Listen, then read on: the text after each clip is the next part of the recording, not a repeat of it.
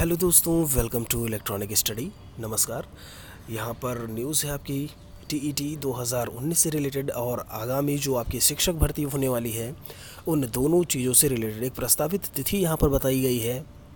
जो पीएनपी के सचिव हैं इस समय, वर्तमान जो सचिव हैं उनके द्वारा बताई गई है। तो चलिए बात कर लेते हैं थोड़ा डिटेल में। यहाँ पे लिखा है राज्य शिक्षक पात्रता परीक्षा टीईटी का जो आयोजन है वो अक्टूबर के अंत में कराए जाने की तैयारी जो है वो शुरू कर दी गई है।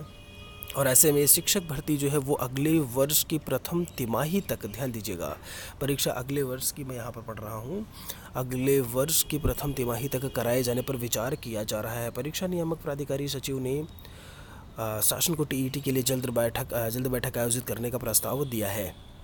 यहाँ पर अक्टूबर में कराए जाने के बाद दिसंबर तक जो है परिणाम जारी किए जाने की बात भी की है। वहीं पर चतुर्वेदी जी ने बताया कि टीईटी अक्टूबर के अंत तक कराने का प्रस्ताव है। शासन में बैठक के बाद टीईटी का कार्यक्रम जारी किया जाएगा।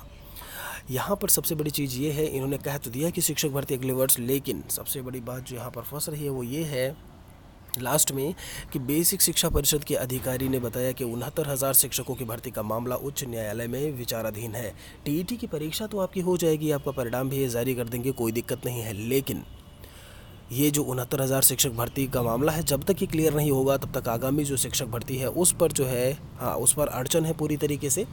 फ़िलहाल आप मान के चलिए कि अक्टूबर लास्ट या नवंबर में ही आपका टीईटी का पेपर होगा। अभी चूँकि नोटिफिकेशन भी रिलीज़ नहीं किया गया है इनके द्वारा, आगे क्या कुछ होता है उसके बारे में आप लोगों को इन्फॉर्म किया जाता रहेगा। वीडियो को शेयर कर दीजिएगा बाकी दोस्तों सहपाठियों के साथ में भी। मिलते हैं जल्दी ही नए वीडियो के साथ में। Thanks for watching.